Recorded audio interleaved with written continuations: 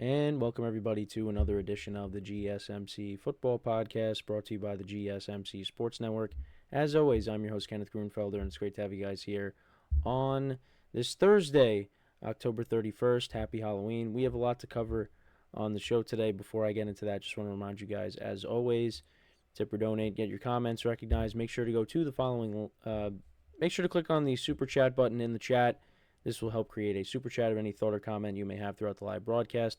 I will acknowledge it, and it just makes the show more lively, more entertaining between myself, the host, and you guys, the viewers. We appreciate your guys' viewership each and every day, so any contribution you can make to the show means the world to us as we put out content for you guys each and every day. The other way to help out the show is by going to the link at the bottom of the show segment on the ticker, GSMCPodcast.net. That is GSMCPodcast.net. So let's get into what we are going to discuss for today. So we're going to start off the show. We are going to preview tonight's game between the Houston Texans and the New York Jets. Two teams heading in different directions. We'll get into that. And then we'll get into a bunch of recaps. We'll recap the Falcons-Buccaneers game in the second part of the show. The Falcons picking up a win there. We'll talk about it as the Buccaneers continue to lose games.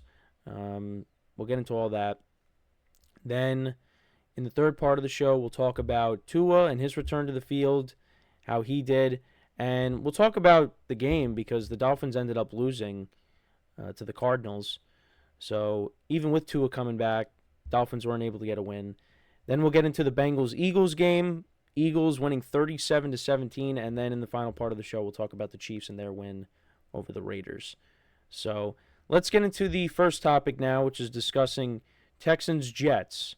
So if you remember last year, it was late in the season. Zach Wilson was the quarterback, and the Jets won that game, and they won pretty handily. It was a bad weather game, and the Jets won that game. I believe the score was 31-7, but I just want to double check just to make sure that that's what the score was. But yeah, it was kind of a surprising game. Oh, 30-6. 30-6. I was close, but yeah, 30-6 was the final score. You had Zach Wilson playing well in that game. The defense shut down C.J.Stroud in that offense. And now you flash forward, or you fast forward to now, and the Texans right now, they got one of the best records in football. They're 6-2. They're playing some good football. And the Jets, with all the changes and Aaron Rodgers coming back, they find themselves at 2-6. And what's interesting about this game tonight is the fact that the Jets are favored. Right now they are 2-point favorites in this game. And you're probably sitting there going, how is that even possible? How is that possible? Well, I think one of the main things is it's the Aaron Rodgers effect. But you look at these two teams, the records are not close, and the Jets, they've struggled this year, and the defense is worse than last year.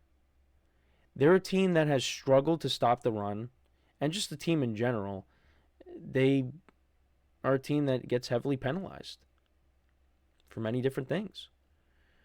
So it is interesting. And it does make me pause and say, well, what should I do with this game tonight? Well, I've kept picking the Jets. I keep picking the Jets every week, and they keep disappointing me. So, and after this loss to the Patriots, I'm pretty much off. I'm off the train. I'm off of it. And you know what's going to end up happening? They'll probably just start winning games and look like the team that I was saying they could be before the season started. But I guess that's what I got to do for them to wake up. But I'm still going to take the Texans tonight because even though, and this is probably the other reason too why the Jets are favored, is because they're down two wideouts in this game. And that is no Nico Collins. He'll be back next week. And now there's no Stephon Diggs. Unfortunately, he's out for the year with a torn ACL. So your top wideout going into this game is Tank Dell. And you got John Mechie on the team, Xavier Hutchinson. They do have depth at the wide receiver position. But I think for me, tonight is once again going to be a Joe Mixon game. The Texans are going to have to rely upon Joe Mixon because the Jets are not good against the run. They're not. And the Texans can run the football. Now that they got Joe Mixon back, and since he's come back, he's been awesome. Picked up right where he left off when he got hurt in week 2 and missed those weeks. He's been great. And I think that's going to continue in this game. And I just think, the Texans, they have an advantage at quarterback right now. They got the advantage when it comes to the head coach. I just think ultimately, the Jets are going to be 2-7 after this game tonight. Now, if the Jets end up winning this game, will I be surprised? No.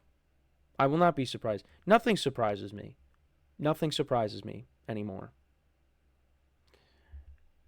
I might be capping a little bit, but certain things don't surprise me. Let's say that. Certain things.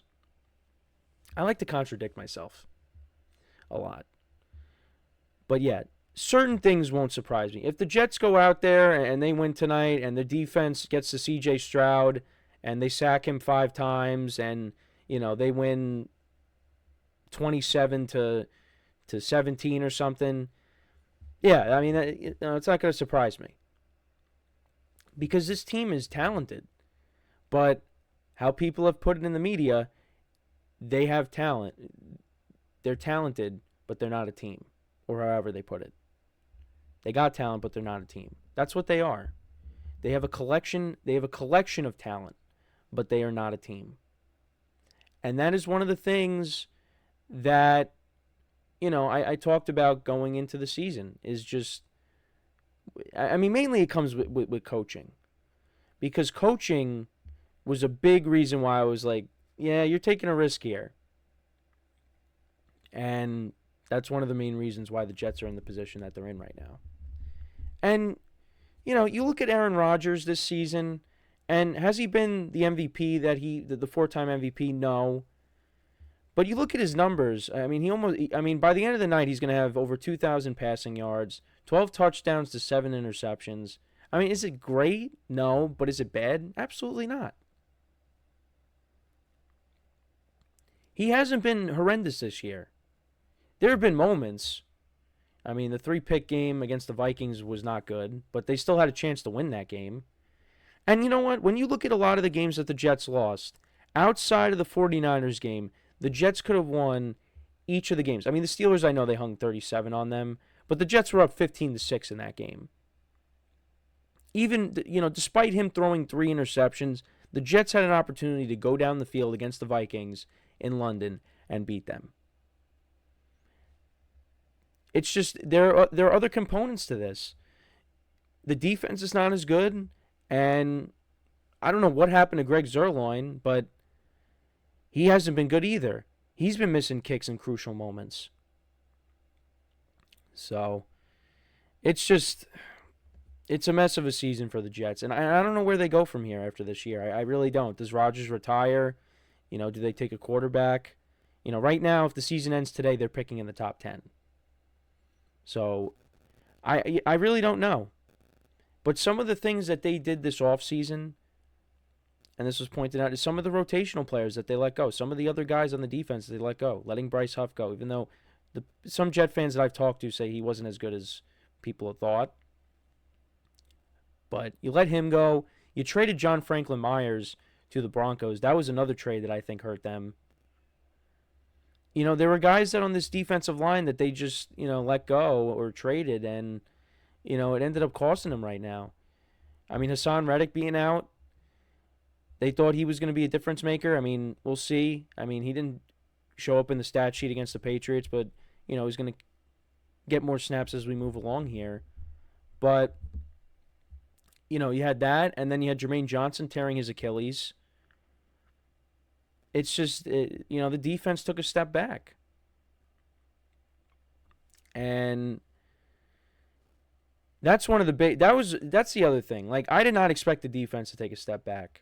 I thought now you have Rodgers, you're going to have a better offense. I thought this defense was going to show up, and it really hasn't. It hasn't. So let's kind of run through the league rankings. So passing yards per game, Texans are 7th, Jets are 11th. Rushing yards per game, the Jets are actually 30th, even though Breece Hall has been making plays as of late, but it's in the passing game. Texans actually are 18th, averaging 118.9 rushing yards per game, but that also had to do with the fact that, Joe Mixon was out. So if Joe Mixon played every game, they wouldn't be 18th. They're going to continue to go up, especially after tonight, if the Jets' run defense doesn't show up, which it really hasn't all year. And then points per game, Jets are 25th, and the Texans are 14th. Then they're on the defensive side of the ball. Surprisingly, the Jets are second against the pass, giving up an average of 180 passing yards per game, and then the Texans are fourth, giving up an average of 188.1 passing yards per game. And then against the run, the Jets are 17th, and the Texans are 13th. Points allowed, Jets defense is 11th, and the Texans is 15th. You look at some. You're giving up 23 points to both the Vikings and the Bills. 37 to the Steelers, 25 to the Patriots. 10 to the Broncos. It's just they're a middle of the pack defense right now, and it's just I would have thought that against the run they'd be a little bit lower, but they're not. So, but yeah, I just think they are they're gonna struggle tonight. They are. So, we'll see what happens. But even with the Jets being favored, I'm still gonna take the Texans here. Like I said, certain things will not surprise me. If the Jets win, I'm not going to be like, wow, this is unreal. I did not see this coming. But I just think the Texans are going to rely upon Joe Mixon with them being shorthanded at receiver. They're going to, like I said, they'll get Nico Collins back most likely next week, which is huge. They're going to need him, especially with Diggs being out. But, yeah, I think you rely on Joe Mixon. You play good defense.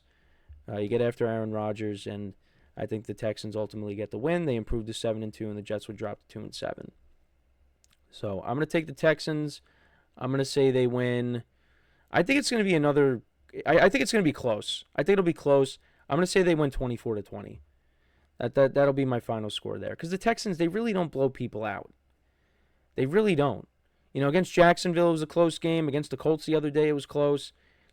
They really don't blow people out. So, and it is a road game. Got to factor that in. But I just think they're the better team. So, I'm going to take the Texans, but we'll see what happens.